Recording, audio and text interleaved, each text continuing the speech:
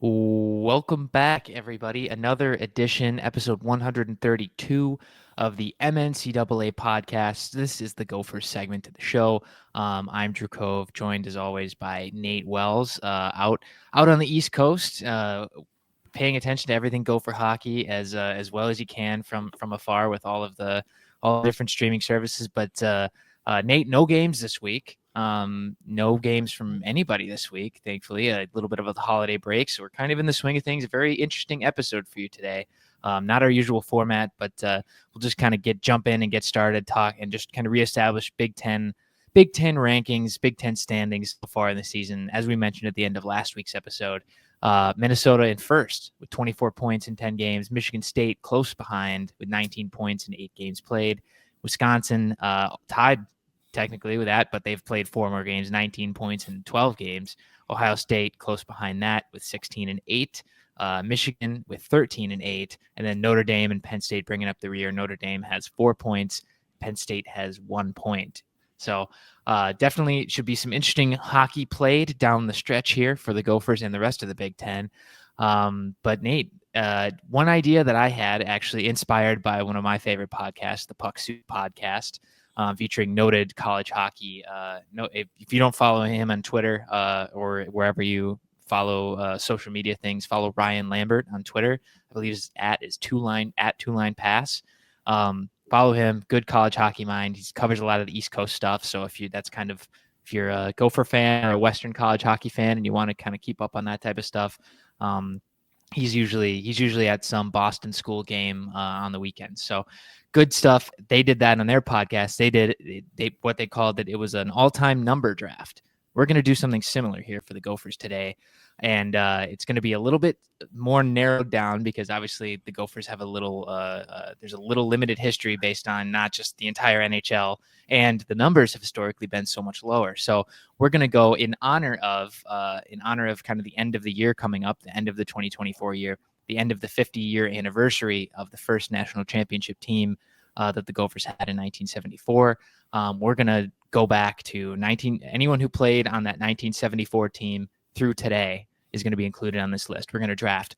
We're going to use random number generator. We're going to have it select any number between 1 and 35. Those have enough available options to pick 2 per number.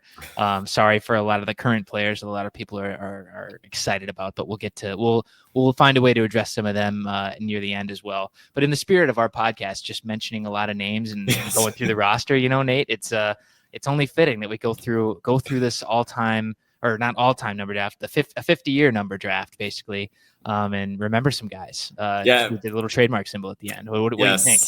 And as you put it, when you come up with this idea, was let's remember some guys. Let's talk some Gopher hockey and remember some guys. Exactly. What better time than a little bit of an off week? No games to talk about. No real nitty gritty stuff to talk about right about now. And we will get to a few mailbag questions near the end of the podcast. But just to get through, remember some guys. Take a look. A nice little 50-year capsule right at the end here of that first national championship team in the NCAA era.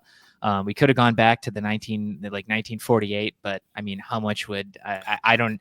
There's still a lot of things about the early 80s and 70s guys that I don't have a good knowledge about. And if the movie Miracle never came out, I probably wouldn't know too much about those late 70s guys either. So that is to say that we hope you chime in with whatever you think your favorite number was, because we don't know. We haven't done the random number generator yet. We don't know what numbers we're going to be picking from. So feel free to chime in with whatever number pops up and you say, okay, man, this guy was way better than you gave him credit for. So we're happy to engage in the discourse wherever we can. So Nate, any preceding thoughts before we get the first one going? That was one of the fun things of going through this list and putting everybody together, where you're like, oh, you end up with different eras of they're like, okay, 10 years from now, people may look at the stats and you're like, okay, that guy was fine. It wasn't great. But for that team, you're like, that person, he was the glue of the team. He made such an important role. And just going through those numbers and seeing them, they pop up and shine. And let's do this. I'm excited to talk some guys and remember some guys and talk Gopher hockey. All right. 50-year number draft begins right now. And it starts with number 28. Nate, number Ooh. 28. And this is one of the numbers that I will say when I was going through the list that I had a little bit of a hard time finding the very best of the best. There's a few that stand out to me, especially recently, but for there's not a John Mariucci in this section, or not a John Mayasich in this section that really pops out. This is not a someone's getting their number retired. Exactly, One. exactly. But we're gonna start, Nate, because you do not get the Vikings game streamed to you today, and No. you were forced to watch the Jets. I believe you got the Jets game. I got the Jets. I got the So Giants. I watch a lot of really bad football. This is the fun of living in New York City. You get to watch a lot of bad football. In light of that disadvantage to your Sunday viewing, you get to be the first selection in this draft. All right. Well, this is you know what? You're right. I'm looking at the names here, and I mean, I think I have to go old school. I've interviewed his son, but I think I got to go Dave Jensen. I mean, you're going captain. You're going back in the. We're talking 79 through 83. So we're going old school. You got a lot of points. But leading the Gophers, couple Frozen Fours. 63 points from the blue line, even though it's a point where everybody's scoring points in there. But I think I got to go with him. Yeah, his son, Nate, was, I believe, their first D1 he was either the first D1 captain or he was the first D1 for the Big Ten or whatever. But I remember I first Big Ten media day, talked to him, sat down, had a nice feature on him. Actually, I see his face freaking every day because I have a nice mark out of my first article for the Strip, and it was a Minnesota Penn State game, and the picture is Kyle Rao trying to go around him. Oh, that's awesome! No, yeah. Talk about, and especially if we get a few numbers here, there are a few numbers that popped into my head when kind of going through the research for this. Was finding that there are a few numbers that stand out more when it comes to legacy, and that's certainly no doubt. This one is almost top of the cake too. I mean, who I'm going to get to in just a second that we'll talk about, but Marty Nanny's on this list. Yes. Dave Jensen, obviously, two very. I mean, the Nanny clan obviously has a lot of different arms from before Marty, and well past Marty. So. Definitely a good one there. But all right, Nate, we got you marked down. Dave Jensen, number 28, the first pick in the number draft. I think I'm going to go recent, Nate. This is a guy that was certainly, I think he was on the team just the first year I covered, and seeing kind of his impact as a leader and of kind of a changing defense near the end of Don Lucia's tenure. Jake Bischoff, currently of still lighting it up in the AHL. I believe he's the captain of the Henderson Silver Knights currently. But he was definitely a good player. He got more offensively involved, I guess, as his career went on. His freshman year was the year they were the runner-up in the national tournament. Made the tournament 3 years. He was an alternate captain 2 years, and knocked in 68 points in nearly 140 games. So that to me, that's my guy right there. He was definitely a good person to talk to. He was always very thoughtful and deliberate, and just gave a lot of very thoughtful responses on a kind of calm leadership path for the Gophers, kind of in those, obviously what we didn't know at the time, but a few years of transition, kind of going from national runners up to kind of a little bit in a little bit of the wilderness there to kind of try and find their footing again. But definitely a good guy to interact with, and somebody that I definitely feel very comfortable taking with the second overall pick, but my first pick in this draft. But yeah, like I said, his dad Grant playing for the Gophers for a number of years. That was definitely a big legacy number here with number 28. But Nate, let's move on. Let's generate our next number. The second number to choose from here in the 50-year draft is number 10. All right. I can never know. There's a couple good ones there. Sorry to. Exactly. I was gonna say. I was literally trying to think. I was looking at 28. I'm like, there are two options. Apologies to Cade Fairchild, but I don't think anyone else is getting picked. Yeah, exactly. And It is tough, yeah, especially when you're pitted up against, 50 years of Gopher history. It's a tough one. Yeah. Are you going first or am I going first for this one? Let's have it go back and forth. I think there's a number. Let's go for your first pick here in this draft. All right. This is because there's a great little stretch where you're going D in the early 2000s, and I could go either Paul Martin or Alex Goligoski. Both of them huge impacts. I mean, Martin's you got the two national championships. Goligoski got All-American there. I think I gotta go Paulie Martin there with the. I mean, both had the NHL careers, but I think I gotta go Paulie Martin with my pick in this one. All right, marking it down. Paul Martin, number 10. That's a good decor. I think that's one that I think is going to do well in multiple generations from what it looks like so far. I mean, even like Aaron Ness was the next one to wear, and he had a good 3 years there, and he's gone on for. I mean, he's still in the AHL and like in his 30s, which is a crazy, which is not easy feat to do. No, especially when you kind of take the chance and the NHL team's willing to sign you. I think the Islanders got him to sign, right? And forego his senior year. But, yes. Certainly no shortage of picks here with number 10. I mean, you even look if you look complete recency bias with the year Connor Kurth's having, that's a pretty good start as well. But unfortunately to Mr. Kurth, I will not be taking him. That's again not to say that that was a bad one. I mean, I was gonna say in Connor Kurth fashion, maybe he sweeps it at the end and gets it in there. Exactly, so. But it was comforting to see that either of us would have either Goligoski or Martin to go with. But boy, if you look into the past, I gotta go. I hope I don't regret it with defensive choices in the future, but I'm going to go with Aaron Broughton. I'm going to go with the kid, the middle Broughton brother. Played with the Gophers from 79 to 81, just 2 years, but he had 106 points in 45 games in the 80-81 season. Made the Frozen Four that year.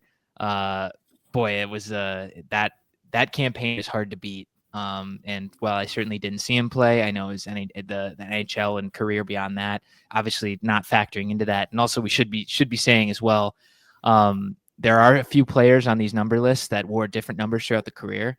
We're only getting credit for what they did in the jersey that we're picking. So I believe I'll say future apologies to Tom Chorsky because exactly that's the one I was trying to think of. He wore 3 different numbers. Yes, and, there was definitely one that stood above the others. And if you choose him, you maybe get the potential of how good of a player he was, but you don't get credit for all those stats that he put up in the other years. So, I'm gonna go with Aaron Broughton. It's hard to go wrong with the Broughton brother, and to see kind of all the success that they had over the years, especially early on in that early '80s tenure. That's kind of definitely still a Gopher heyday. So I think to kind of bring in a lot of the older side of these numbers, with all due respect to Brent Gates Jr. scoring in bunches, Alex Goligoski. Scott Bell, Tom Ward. You have some really good, like the 10 is a really good stretch of numbers. Yeah, and it's good. Yeah, and Scott Bell too. I mean, a break for the Olympics. Came back as an assistant coach for a few years for the Gophers. Just a good all around Gopher showing from guys who kind of come back and are able to do that type of stuff. So I'm gonna slide into my forwards here. That has to be a top 5 number for just people going through. I mean, just looking through those stretches, like there's some really good players in Ward 10. Yeah, maybe next year that's what we try and find the all time best performing number of the bunch. And there are certainly things you can glean from kind of really diving into it that really stand out. There's definitely a few that stand up above the rest. Yeah. But yeah, that's good choices, I think, all around. And we definitely left some good ones on the table. And that's kind of how you feel bad on some of the low numbers for sure, just when there are so many more options, because even if you get into the mid 30s, they don't really start popping up until the mid 80s. To like that where people wore them really reliably every year. All right, so let's go. Number 3. If that makes any sense. Number 3. It does. And now I'm kicking myself for going 2D because I don't even. Alrighty. Yeah. The number is 15. Number 15. Number 15. All Currently right. owned by Max Rude, who is yet to see the ice this season. But number 15, Nate. Not to rush you through the selection here, but who do you think who stands out to you? And I mean, you can go full NHL on the bit because they like to have a lot of preamble. They like to thanks for this to the city of Nashville for hosting us this year. Thanks to my friends, my family, my mom, my dad, to the rest of the team, the scouts, and you can kind of make your way through before ultimately deciding. Is basically what I'm saying here. Well, I mean, I gotta give thanks to the NCAA for letting Allentown be an Eastern Regional this year. We'll give credit to that. Mm-hmm. I mean, them having home games, the first round of the college football playoffs, letting everyone kind of go up in arms about, hey, should these teams get picked in or whatever, and me being like, hey, maybe you should have maybe you should have a math formula. Yeah, those blowouts are just happen anyways. But going back to the number 15, and I have to apologize to Tom Vanelli because I know him personally, but I'm gonna go a little bit more recent. And by the way, I do like and especially say no to St. Paul guy. But I gotta go through Pitlick on this one. Mm-hmm. I mean, especially during kind of that stretch where the end of Lucia, beginning of Motzko, I feel like he certainly played a big role when he was there. He's very consistent. Mm-hmm. He hit his high point his junior year before he left, 45 points. And just, I mean, anytime you get somebody, especially 21st century, who hits over 100 points in the career, it's always a big occasion. So I think I got to go recently. I'm going to go with Rem Pitlick. Yeah, no, it's tough especially that era adjustment too, when it's like you have the goaltending and defensive levels at the NCAA level has changed so much over the years, and kind of how, and obviously hockey in general, the point totals have gone Edwards. It skyrocketed for a few years and then came back down. Yeah. So it is, especially this day and age, it is notable to get a guy that hit 108 points and 100. I mean, was nearly just barely a point a game player, and to do that against a lot of, as parity, as we mention all the time, has increased over the years. It's not the Gophers playing against a bunch of nobodies forever. It's he played against quality Big Ten opponents, even as the Big Ten was still ramping up during that time from quality of roster perspective. But that is still very notable that he was able to hit that, and I think speaks to how just really good of a player he was and how he still is today, kind of still playing around the pros and kind of waiting for that solid NHL break. I always think it's crazy, like what he's been able to do. Like, he hasn't had the consistency at the NHL level, but also like he for his size and what he's able to put up for, and the way and his style of game is almost, you have to be a top 6 player or top 9 player. And that's the tough part, I think, for breaking in.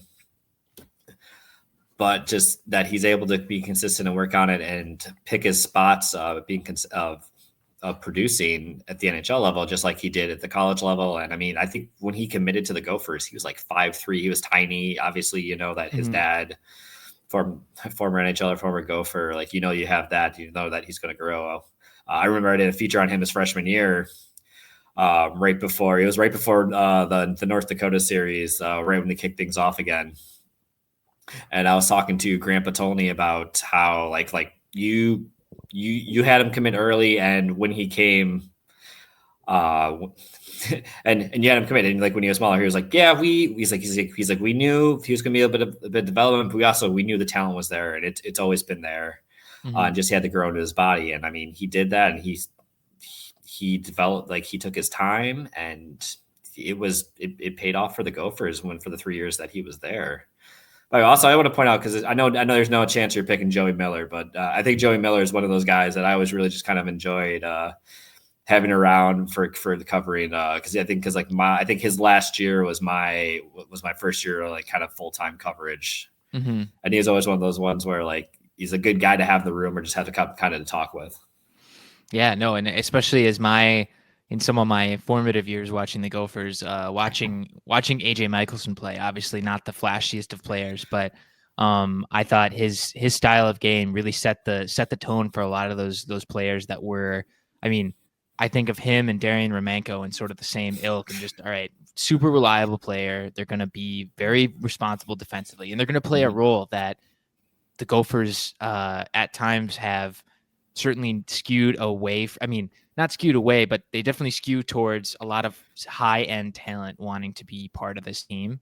And to have guys like that be present on those teams makes, I mean, really catalyzes the success for the guys that kind of show up as the high end guys, because you're not succeeding without a good penalty kill. And those guys were certainly part of good ones that I remember watching too. And yeah, watching AJ Michelson play was definitely helps you appreciate when you watch up close. It definitely helps you appreciate that side of the game for sure. But Nate, I'm going to go with somebody that I never watched. We're going with Tom Vanelli. We're going with St. Paul boy. I'm sure. I was gonna say, like, as long as he's picked, I think that's fine. I think that's exactly fine. I mean, it was between him and Mike. I mean, two Vanellis to wear the same number. Both playing for the Gophers. But I mean, Tom Vanelli, he was there for that for the middle championship, the '76 championship. Started in '74. It was definitely a good player to have on a lot of those teams. And what I think he had a goal and 3 assists in the '76 title game. That's what I mean. That was pretty insane. And it certainly was a good career for him. 180 points in 138 games, 52 plus points in 3 seasons. That's pretty consistent, even especially for the time too. That's a lot of good consistency. And to just have that type of presence on a team like that, I mean, certainly helped elevate them to the sterling heights that they saw with those national championships, and kind of ushering in the golden age of Gopher hockey. They certainly are. Yeah, I want to point out also a little bit of Mike on there, because I feel like he's one of those guys where my big memory of him is his senior year. It was the first Hockey Day Minnesota, which no one at the time, we didn't know what was going on. They're just like, someone's like, all right, hey, it's Hockey Day Minnesota. We're going to put high school games, and the Gophers are on, and the Wild play after that. So the Saturday game against Denver is going to be at 5:00. So, but he did that. He scored a hat trick as a defenseman. I'm sure that was like the last. That was the last one for like. I'm trying to remember. Somebody finally got one, but like when I started covering, but like it was a good stretch. If that was the last one, maybe. I know who. I think it was Mike Bradzinski. Oh, okay. At Wisconsin, but like so it was a good stretch of that. But he scored the third goal against Denver, and everyone they give those like posters for Hockey Day Minnesota, and like the student section, everyone just starts throwing them on the ice because no one's throwing a hat.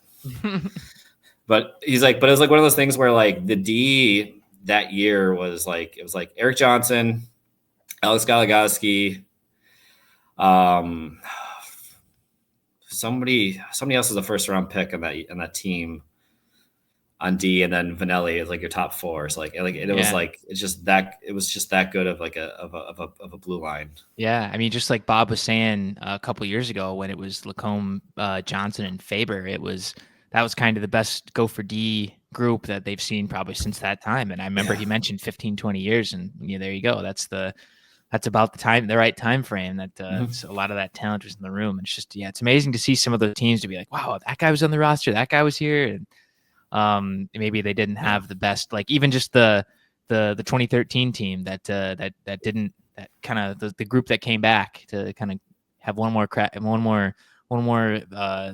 at bat, and didn't work out as well. But I stand by that team is the most talented of the 3. Like it's between 2 Frozen 4 teams, and that group is by far the most talented. It's just sometimes the tournament you have a bad day, and that's all she wrote. Exactly. And it's even more just crazy that they made the national championship game the year after that, when you have all the mainstay guys for the future. I mean, the next 4 years, all those freshman guys. I mean, Taylor Camarada showed up on the score sheet, I think 2 or 3 times in that game. Obviously, it was a lot of scoring in that game. Shane Gostisbehere, but it was. Well, I mean, I'll put it this way: for that 12-13 team, Justin Hall and some combination of like Nate Schmidt, Brady Shea, or somebody would be like put up as a forward, just so you could have because the defense of that team is also insanely freaking stacked. Mm-hmm. Or like a Mike Riley. So like somebody would be like pushed up and like forward so they could get in the lineup because you can because that was still the era where it was 12-6. Mm-hmm. Or if you do or you could do 11-7, but like a lot of times Justin Hall like would be quote unquote playing as a forward on the line chart. Yeah, and that was the way to get him get him into the lineup.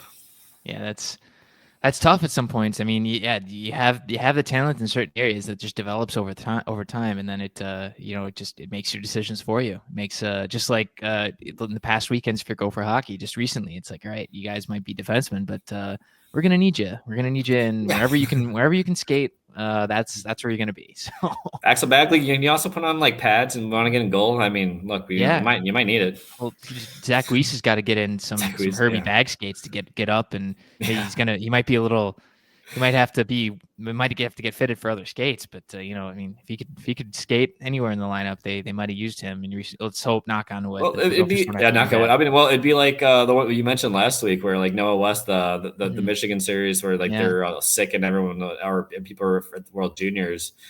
Where they had him just to fill out the bench, like skating, like having him like as a skater. Yeah, no, it was wild. But all right, Nate, let's go on to the next number here. I'm gonna hit generate right now, and boom, there we go. 31. 31. This might be our time to shine. This might be our time to shine. It's we were a little nervous about the goalies coming into this because there's always the chance that we don't get a goalie number picked. And we have one now. It's not number 1, but it certainly is a goalie number. By the way, I'm like, hey, it's a goalie number, but this is like looking at this is like backup goalie central. Yeah. It definitely is. This is like legitimately oh my god, yeah. This is I'm like.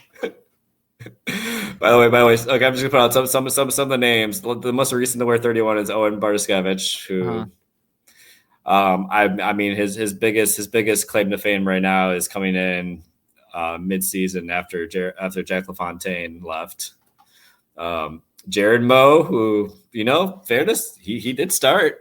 Yeah, he did.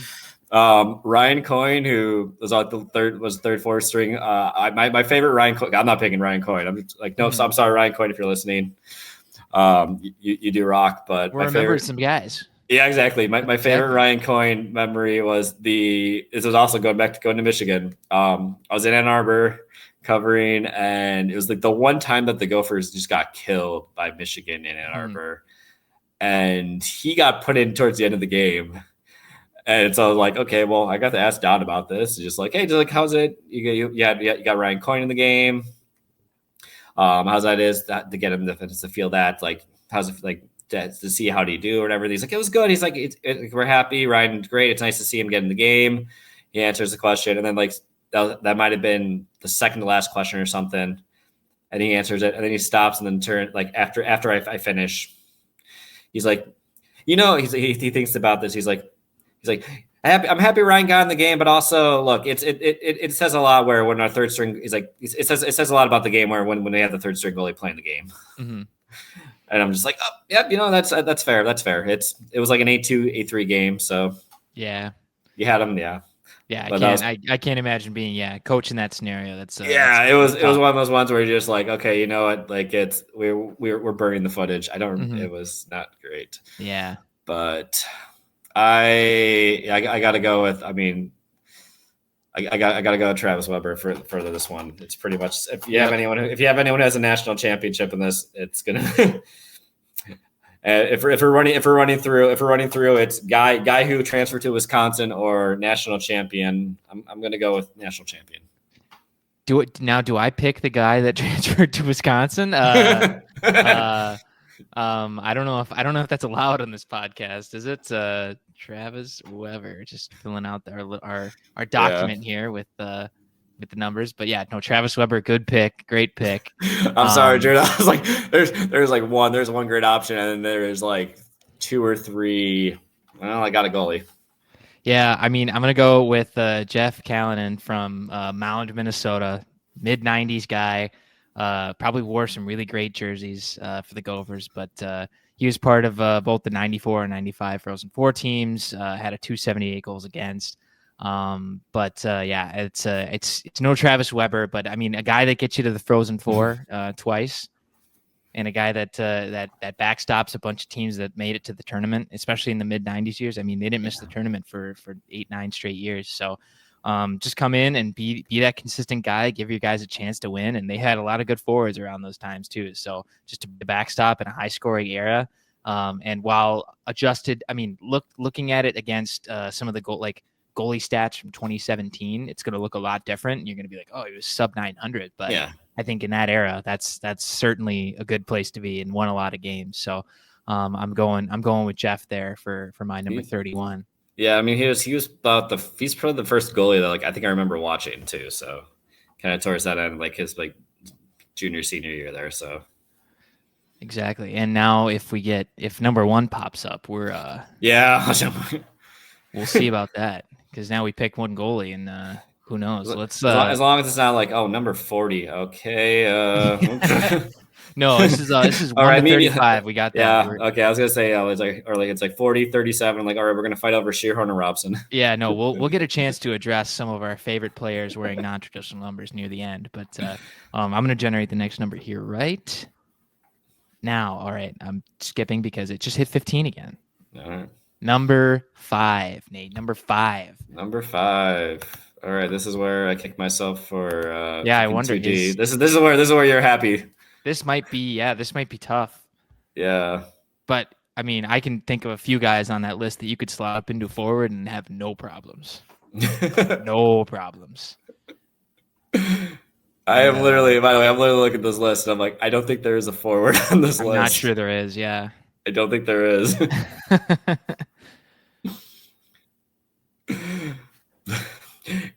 You know what? Can Mike Raley's can Mike Raley's seasons of kind of being pretty much a fourth forward count as being a forward? That's what I mean. That was what I was going to make the joke, Nate. I was going to say. I mean, there's a little known guy from Chanhassen, Minnesota that could hop up into your top 3 and provide some value. I think I have to go with Mike Riley on that one and push him up as that fourth forward, or as the style goes. But why? But I mean, I enjoyed covering the Rileys and Mike as well. Both Mike, Connor, and Ryan. I mean, even Caitlin covered with the women's team too. They're all great talkers. They all give fantastic insight to the game. And I'm happy to take Mike Riley. There certainly are some really good players on on that list. Five is a good D number there. Yeah, it's too bad too that not anyone yet has worn it as a forward. And it is a little weird that I was like, wow, you feel like you gotta maybe back way in the day, maybe before the 70s. I think before those kind of got more and more established towards defenders, but. I'm glad now that I have one defensive spot left, and this is I mean, I'm not going to pick Sam Renzel, but I'm really tempted to. People, I'm very tempted to pick Sam Renzel, and it certainly is recency bias and how well he's playing this season and how good of an all-time Gopher I think he can be. But it's the way he's scoring this season, I could have picked him for that offense spot. But actually, you know what? I mean, given the options. And who I already have in Jake Bischoff, I could go with the heaviest lineup you've seen. I could go Ryan Lindgren and Jake Bischoff and go just heavy on heavy, and just let Aaron Broughton just do the scoring. But boy, this is tough. By the way, also speaking of people who are just enjoyed talking to, Ryan Lindgren's on that list as well. Great, and he even when he came back from World Juniors, he was sick as can be. That was he's like, yeah. I mean, what he lost like 10, 15 pounds. I think, just and being sick and playing through that and getting back, and he still played. It was wild. So. Props to him for all that. That is a man who I have seen get sick and injured and more than anyone, and just comes back. That is resilience in spades. And One of my favorite Ryan Lindgren memories, and this is me covering. This was him and was it Evan Barrett from Penn State. Yeah, that was the dude. And they're both in the penalty box, jawing at one another, and Evan Barrett like gets the better of him on this night, and the Penn State goes on the win. And I'm the only Minnesota reporter there, so I'm just talking, and he's just giving it to me straight. He's like, I didn't. He's like, I don't like him. It goes back to time at the national program. Mm-hmm. He's like me, this is just the game. And he's going on, and it was like, I think this might have been the same weekend that the Bruins traded him to his rights to the Rangers. Mm-hmm. So it was already kind of a crazy weekend in general. And he's just telling me this, and it's me and Brian Deutsch, the Minnesota SID at the time. And I'm just looking at Deutsch, and Deutsch is like, oh crap. Oh boy. And I'm like, I can't use some of these quotes, but I can use some of them, but like any of them, like some of them work. Mm-hmm. But then word gets around to what he was saying to the Penn State people who weren't there and talking, and they're all coming over me and asking about this. So like, what did he say? What did he say? What did he say? Yeah. And it became a thing for like a week. Oh yeah, I remember. I was walking the halls of Murphy Hall at the U that year, just remembering because it was a few weeks because they played Penn State like those 5 straight games in like 2 straight weeks, and that was kind of where that was the peak of. I mean, that's the biggest feud I can remember between teams, and like obviously the Michigan rivalry's heated up lately, but that was the biggest kind of really we just hate these guys kind of mentality that happened. And I just remember where I was kind of either listening back to press conferences. I think I was trying to listen to Don was on the radio in the middle of the day, and I was tuning in. I walked out of class and I listened on the radio because I was like, I got to hear I was like, it was just something I was like, I got to be like tuning into all this. So I was in some random class that I had to be in, and I was like, Don's on the radio, I got to listen to this. And it was certainly a very interesting time in Gopher hockey history, just kind of on all the things that went down around then. But yeah, that's kind of to let me tap dance a little, Nate. I appreciate it, but I am going to go with Ryan Lindgren. I'm just going to say, you know what? Let's load up on D. This guy, I mean, besides breaking a leg, there's not much that can keep him down. And he's certainly a heavy, resilient player that I would want on a starting lineup, and especially with a random number draft and not really sure what's going to happen on the offensive side the next pick. But I'm gonna go with Ryan Lindgren. Yeah, one of the great Lindgren brothers. I feel like that's a good one. I mean, the other options, like Nick Leddy for the one season, kind of, if it's only one, it kind of takes him a little bit down. Yeah, it's tough. Gary Shopik was a little bit before our time as well. And that's not his big number either. So yeah, exactly. And it is tough because I wrote down Leddy too, because I'm like, one season. It's hard one season. Like the Okposo year and a half. Who knows what we get if we get number 9 here? But like it's tough. And like Casey Middlestat, it's like, well, we know what Casey Middlestat became, but his time as a Gopher, it wasn't otherworldly. And it's kind of because like the talent of the player, but just kind of seeing what ended up happening. It's like he wasn't the best college player. That's not really an argument. But yeah, it's sort of like something like that where you're like, okay, you're a great NHLer, but what did you do in college? I mean, we're not going to. I don't know if we hit 26, that'd be crazy. But like it'd be like you have Phil Kessel versus Pat Micheletti, and you have someone who is probably the most accomplished NHLer who is a Gopher, but did it one season. I mean, absolutely, it's only 3-time Stanley Cup. He's only the only 3-time Stanley Cup champion. Mm-hmm. Yeah, as a player versus I mean, Pat Micheletti is like All-American, number 2 in scoring, just some crazy numbers. And I mean, even here with 5, where it's like Nick Leddy, awesome Stanley Cup champion, and that end too. But the one season, I mean, and I think he took the number from Derek Peltier, who was kind of like one of those solid rock guys for the Gophers during those stretches where like he certainly got better as his career go on, and you're just like, how do you balance during a time with a lot of first rounders I mean, the Eric Johnsons, the Okpozos. I mean, that was kind of the peak of that era for the Gophers, right? I mean, it almost started with Vanek, and then he stayed the extra year, and then it's like, all right, then it kind of got less and less for those few years after that before they started before they really competed for Frozen Fours again back in like 2012. And I always think of Ryan Stoa in that era too. That's a little bit later, but That is, yeah. Ryan Stoa is pretty much. I think it's like that next. It almost is. It's the year between the two where yeah. it's like 0809 is for me is like peak Ryan Stoa. He kind of bridges. You have Blake Wheeler, like you have Blake Wheeler there too. Like he graduates or leaves. He's a great. He leaves in 3. He takes the. He takes the loophole out. You have Ryan Stoa for a year, and then you kind of are figuring things out through the wilderness. You have Letty. Jordan Schrader never kind of became what he was supposed to become. Yeah. And this was a stretch where I think as college hockey recruiting changed, it took Lucia a recruiting cycle to kind of get back on track. Yeah. And certainly is. Sorry, just filling out my numbers here on the last of our draft, but yeah, definitely a weird period in Gopher hockey as we remember some guys, and now we're about to remember our last set of guys for this episode. All about remembering some guys. I'm gonna jump in and generate the last number here. All right, forward numbers. We're not gonna like this, Nate. Is it 1? It's number 33. You know what? Just for the sake of the exercise, I'm gonna hit it again. I know this is the most sacred draft and sacred process that has ever taken place in any podcast, but I'm going to break that and generate a second number. Wow, it happened twice. All right, there we go. Third time's the charm, Nate. We have a number that we can use.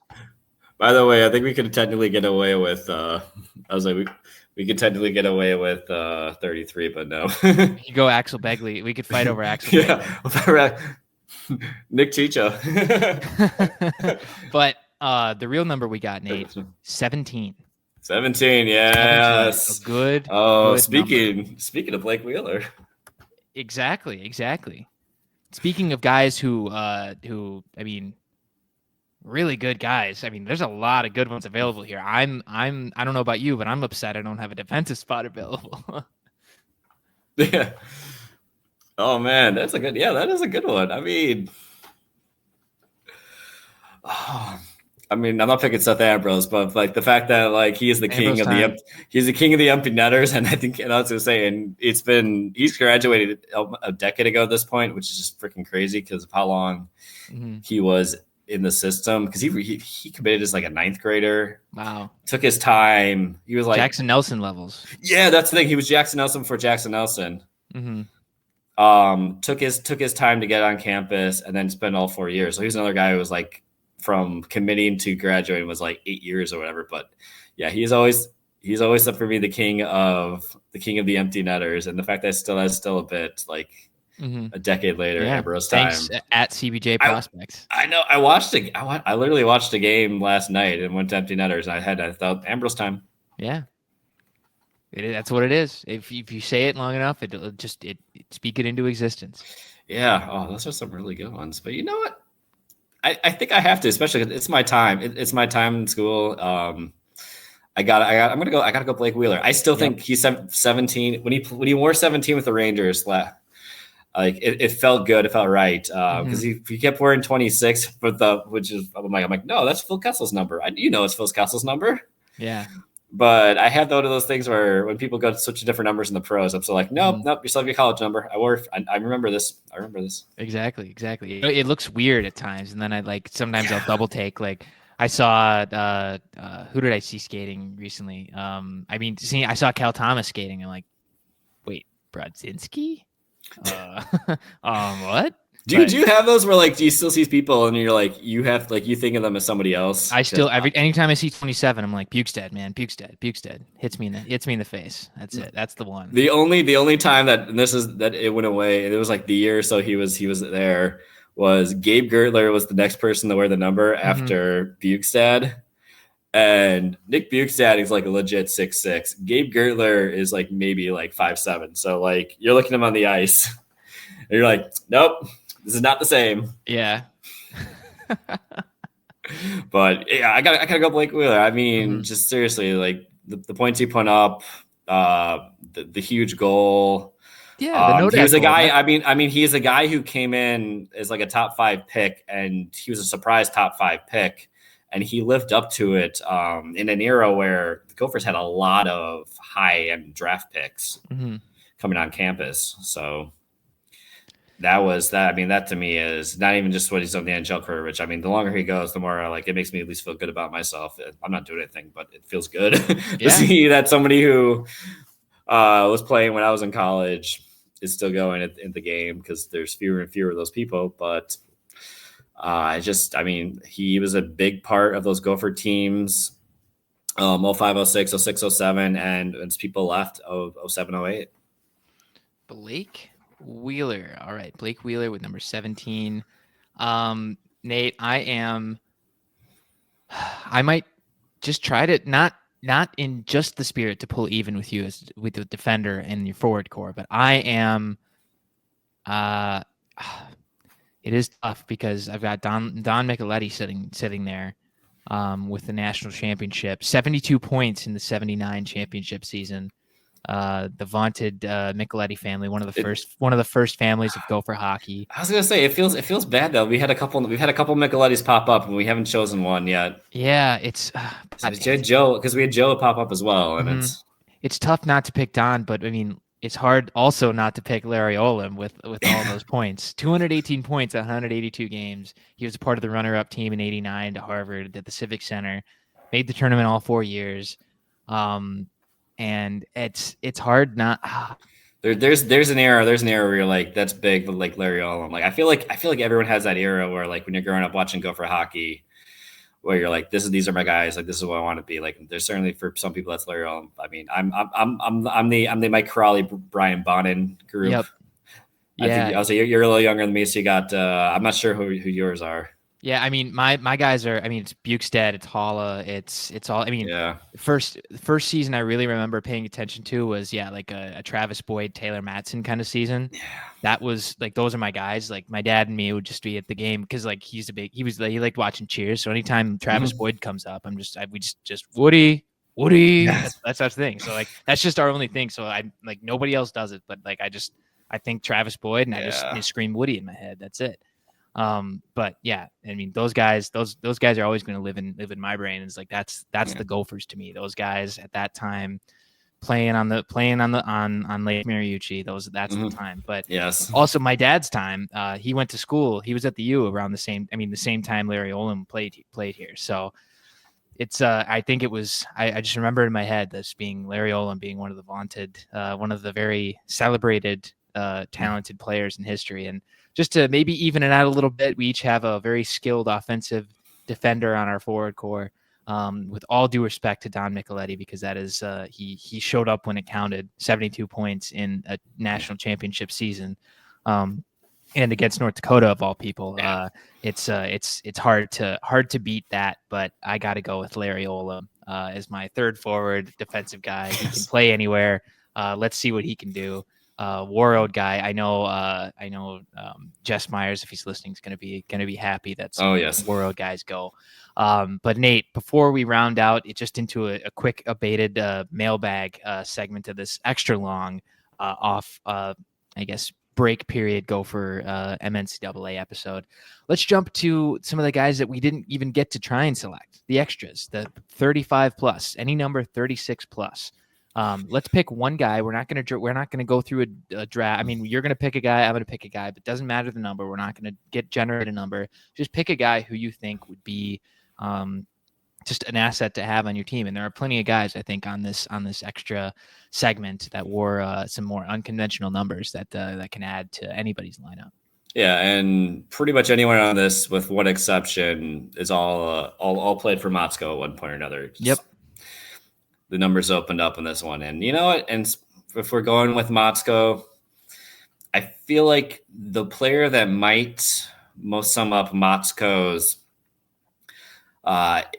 era so far is someone on this list, and it's number 89, Matty Nyes, where you have someone who came in, committed as a little more of an unfinished product. He went back to juniors, played around, developed into something big,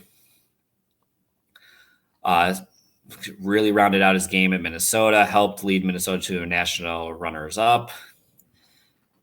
And he's not from Minnesota, Arizona, of all places, Yeah. and kind of breaks a bit of those stereotypes, but also shows of what you expect from Moscow, where you have some superstars who are also able to continue to develop and grow beyond what you expect. Because I mean, I feel like the era before that, the last stretch where you had players who developed and grew and became NHLers, but it seemed like for the most part, you would have those middle ground where someone came in and with very few, maybe one or two exceptions, continued to develop throughout all 4 years, who wasn't kind of expected to be like, hey, this person's going to be an NHLer. I mean, I think pretty much I'd say other than Vinny Lettieri and the aforementioned Travis Boyd to an extent, and I think even he was kind of thought a little higher coming in. For pretty much everyone else, for about the last 10 years of Lucia's coaching tenure in Minnesota, was pretty much the people who went to the NHL where you thought they're going to the NHL. Exactly. And another guy who's bounced around the NHL, Nate, I'm glad you picked Matty Nyes because I was very tempted. That would have been up there for me. I mean, a guy who's like a power forward type that really encapsulates any good top line that is a good complement to high flying scorers. I'm going to go slightly earlier, but still a Bob Motzko guy, a guy who's bouncing around NHL teams and trying to get his footing. And I still think has potential to be a good bottom six NHLer. Ben Myers out of Delano, Minnesota, number 39. That is number 39. Ben Myers. I just watching him play. He was a great face-off guy. He was a physical guy. He wasn't the biggest, like tallest guy in the world, but he just was like, he had that bowling ball aspect to it. You see running backs that just like are just so much bigger. Like either they might be short, but they don't show up very short because they just are so like toned physically. Ben Myers was that, like, he was a player who looked ready. He looked more ready for the NHL than like any other player on the team for a number of years. That he got that body composition part done, and he was able to thrive at the college hockey level, winning faceoffs, beating guys off of pucks, and being just a really hard to play against player. And I think complementing a lineup with a high flying defender on my forward core and a couple of other high flying scorers, I think have some of that grit as an extra skater. Not that this lineup would ever see the light of day anytime, anyways, but I think just to complement a team like that, I think, and a guy I want to remember. Most importantly, a guy I want to remember, Ben Myers. I really hope he has all the success he can at the NHL level still. There's a good stretch of guys who are like, okay, they certainly developed. They got better here in Minnesota. In Moscow, we have Hobie finalists that we could have chosen on this one. Where we both did. Logan Cooley could have been in there easily. Nope, Cooley or Snuggerud, and I mean Snuggerud. Yeah, I'll say Snuggerud is another. I mean Snuggerud easily. Yeah, what he's done. Jack LaFontaine won the Mike Richter. Yeah, it's wild. He got the goalie on that one. Yeah, can do to people's memories, because I mean, it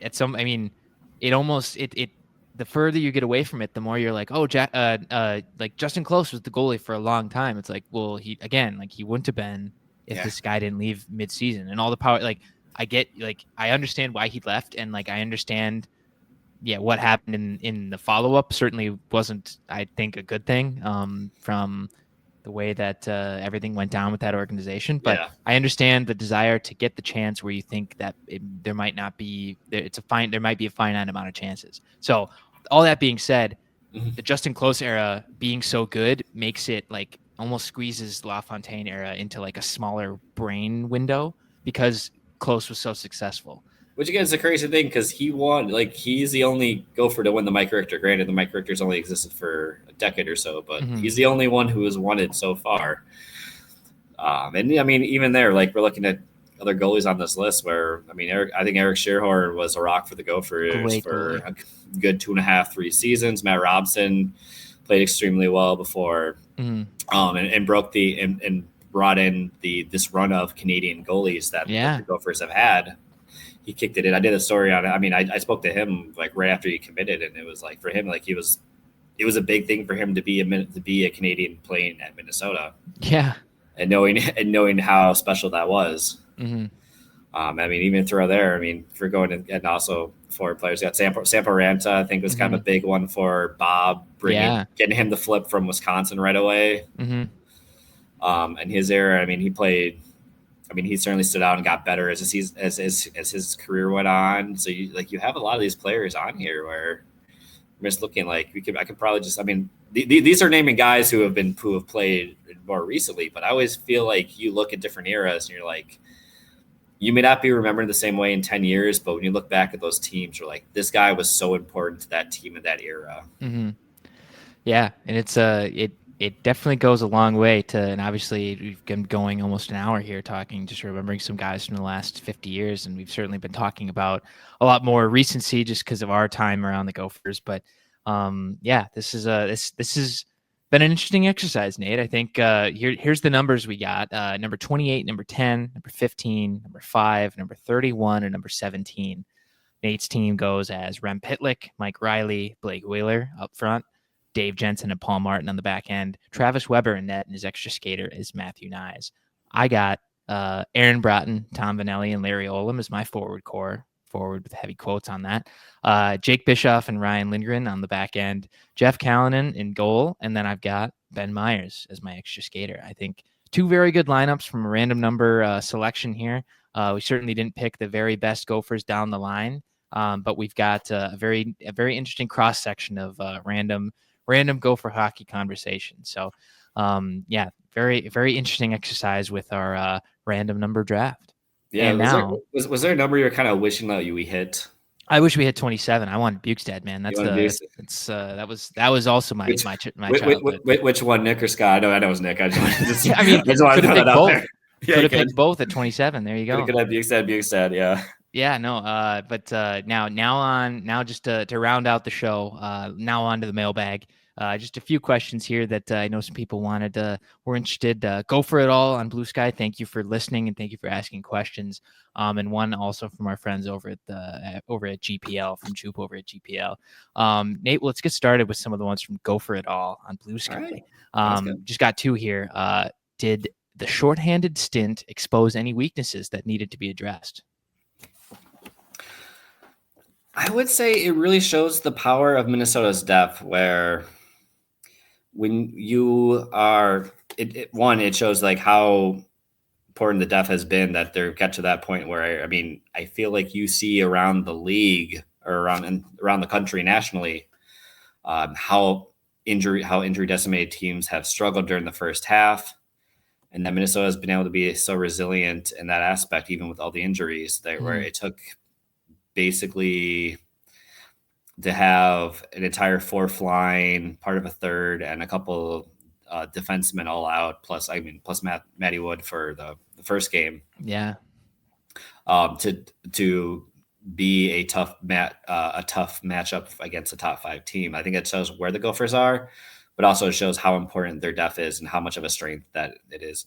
And when healthy, the Gophers are certainly able to compete against anyone, but also it does show that, hey, if this is good, if this is what ends up happening down the line at the end of the season, that you have to figure out a better way to kind of maintain a run for all 60 minutes against top competition.